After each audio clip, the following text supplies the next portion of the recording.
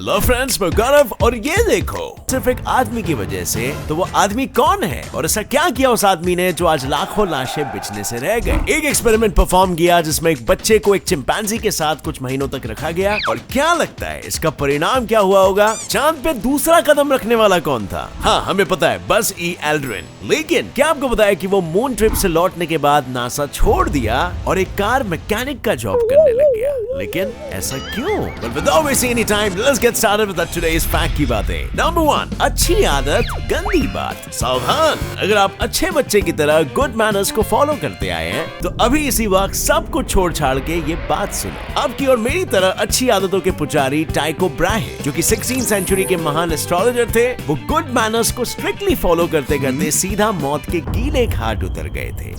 अब हुआ यूं कि सन 1601 में जब इस महान ज्योतिष को एक शाही दावत में माननीय अतिथि के रूप में आमंत्रित किया गया था, तब दावत के दौरान इस महाशय को जोर से सूसू लग गई। लेकिन किसकी मजाल, शाही दावत के बीचों बीच शाही मेज से उठकर पेशाब करने के लिए निकल पड़े। तो बस इन्हीं अच्छी आदतों के पुजारी ने अपने शाही टेबल मैनर्स दर्शाते हुए चुपचाप कई घंटों तक अपने पेशाब अपने ब्लैडर के अंदर दबा के रखा। लेकिन अब ब्लैडर की तो सीमा रेखा पार हो चुकी थी और फिर होना क्या था, पेशाब के प्रेशर में उनका ब्लैडर इस प्रेशर को हैंडल नहीं कर पाया और फटाक से फट पड़ा। और कुछ इस तरह ब्लैडर फटने के 11 दिन बाद महान एस्ट्रोलॉजर टाइको ब्राहे स्वर्ग सिधार गए। सो भाई लोग, अभी आपको कभी सुसु लगे तो ये गलती मलती भलती मत करना। सुसु रोक के अपने गुड मैनर्स बिल्कुल मत दर्शाना, क्योंकि ये है गंदी बात, गंदी गंदी गंदी गंदी गंदी बात।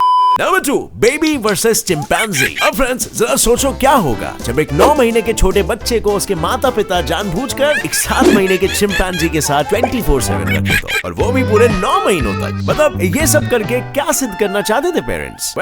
मैं बताता हूँ। इस 9 महीने के बच्चे डोनल्ड का बाप विंथ्रोप नाइल्स एक कंपैरेटिव साइकोलॉजिस्ट था जिसे एक्सपेरिमेंट करने का बहुत ही शौक था। वो जानना चाहता था कि क्या एक बेबी चिंपैंजी बेबी ह्यूमन के साथ रहकर ह्यूमन बर्ताव करने लगेगा या नहीं। और बस इसीलिए उन्होंने अपनी साइकोलॉजिस्ट वाइफ के साथ मिलकर 1930s में एक 7 month old baby girl chimpanzee गुआ को अडॉप्ट कर लिया। और ये माता पिता अपने ह्यूमन बच्चे और अपने चिंपैंजी बच्चे दोनों को इक्वली प्यार करने लगे। और प्यार करने के साथ साथ हर दिन इन दोनों के बिहेवियर से लेकर उनकी मेमोरी, रिफ्लेक्सेस, रिएक्शंस, बोलचाल, इंटरेक्शन सब कुछ नोट डाउन करने लगे और बीच बीच में उनके टेस्ट तक लेने लगे। और पर इनका इकलौता खानदान का चिराग डोनाल्ड चिंपैंजी जैसा बर्ताव करने लगा। और अब वो तो कहने की बात होती है, माँ बाप कितने भी पालतू जानवरों को सगे बच्चे जितना प्यार देने की कोशिश करे, मगर असलियत तो सबको पता है, अपना बेटा तो अपना होता है। तो बस इन दोनों माता पिता को मजबूरन अपने बेटे डोनाल्ड की भलाई के लिए अपने अडॉप्टेड बेटी गुआ को हमेशा हमेशा के लिए बाय बाय टाटा।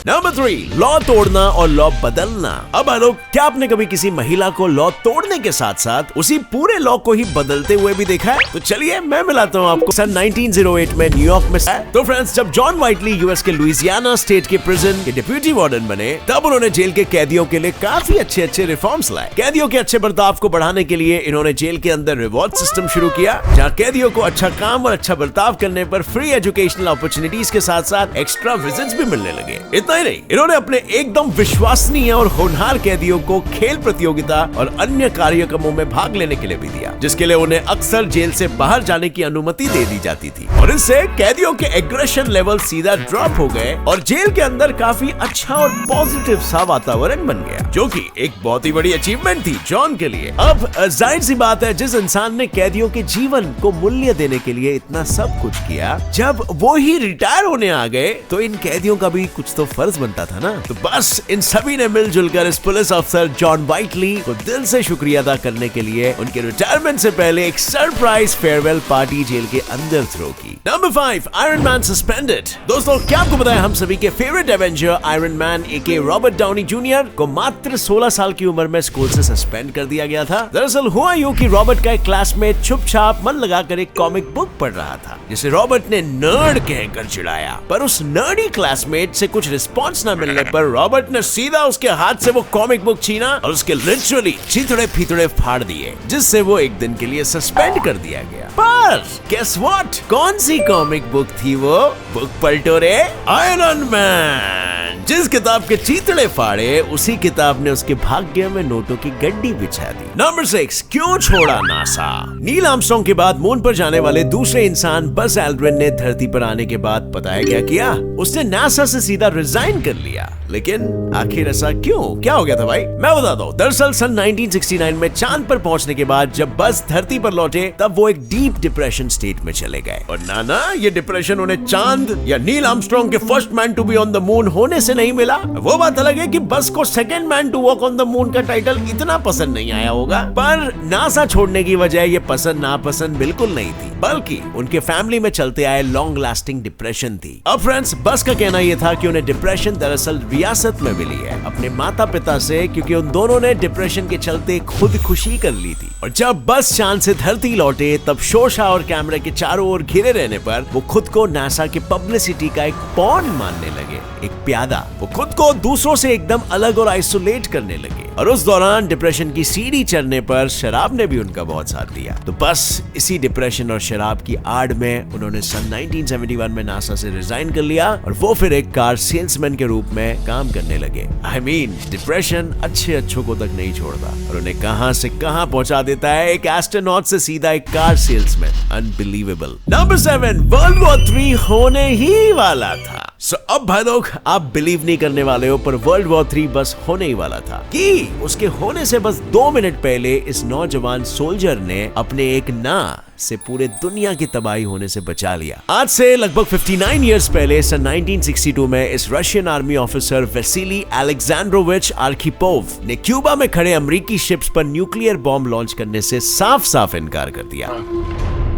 दरअसल हुआ यूं कि वेसिली रशियन सोवियत सबमरीन B-69 में अपने साथियों के साथ क्यूबा के गहरे समुद्र के अंदर था और उस वक्त अमेरिकी शिप्स इनके सबमरीन पर ऊपर से नॉन लीथल अटैक्स कर रहे थे। नॉन लीथल मतलब ऐसे अटैक्स जो सबमरीन को नुकसान नहीं पहुंचा रहे, बस सिर्फ डरा रहे। इनफैक्ट इस अटैक के पीछे का इंटेंशन बस यही था कि रशिया की सबमरीन पीसफुली समुद्र के ऊपर आ जाए। लेकिन अफसोस, ये साइन सबमरीन वालों को वर्ल्ड वॉर 3 की साइन लगी। और तो और सबमरीन B-69 का कम्युनिकेशन सिस्टम एकदम ठप सा पड़ गया था। And to top of it, इनको रशिया से पहले ही ऐसी हिदायत मिली थी कि जब भी इन पर कोई हमला करे वे बेझिझक परमाणु बम का इस्तेमाल कर सकते हैं, बस सिर्फ एक शर्त पर। लेकिन सबमरीन पे मौजूद तीनों कमांडिंग ऑफिसर एक ही साथ हाँ बोलने चाहिए और फिर न्यूक्लियर बॉम्ब लॉन्च कर दिया जाएगा। और उस दौरान, कैन यू बिलीव इट, सिर्फ वेसिली ही एक ऐसा ऑफिसर था जिसने अपने सूझबूझ का इस्तेमाल करके न्यूक्लियर बॉम्ब को लॉन्च करने से साफ मना कर दिया। और कुछ इस तरह फ्रेंड्स, वेसिली की सिर्फ एक ना की वजह से ये दुनिया वर्ल्ड वॉर 3 के घातक परिणामों से बच गई। नंबर 8, कैसे टाइटल्स है भाई? अब फ्रेंड्स, टाइटल्स का मकसद होता है आपको आन बान और शान देना, मगर क्या कोई इंसान heaviest man in the world का खिताब के साथ साथ largest human weight loss ever का खिताब भी जीत सकता है? I mean, कैसे? एकदम मोटे से एकदम वेट कम। एकदम इन्होंने वक्त बदल दिया, जज्बात बदल दिए, जिंदगी बदल दी। Anyway फ्रेंड्स, गौर से देखिए इस आदमी को। ये है मेक्सिको के जॉन ब्रोवर मिनोक, जो ओबेसिटी के चलते heaviest man in the world हो गया था, क्योंकि इसका वजन पूरे 635 किलोस था, यानी कि लगभग 10 इंसानों जितना वजन। बट इससे भी ज्यादा हैरान कर देने वाली बात तो यह है कि अपने मोटापे को मात देने के लिए इन्होंने स्ट्रिक्ट डाइट और एक्सरसाइज रेजिम को जो फॉलो किया ना भाई, अपने बॉडी के आधे से ज्यादा वेट यानी कि पूरे 419 किलोस घटाकर खुद के नाम largest human weight loss ever का खिताब कर लिया। और वैसे इसके अलावा इन्होंने एक और वेट का टाइटल अपने नाम किया है, जो है highest wait difference between a married couple, क्योंकि जहां इनका 635 किलो का वजन था वहीं पर। एनीवे भाई लोग, अब आ गया वक्त रिडल हार्ट का। इस रिडल का सही जवाब देने पर आपको मिलेगा मेरा दिल।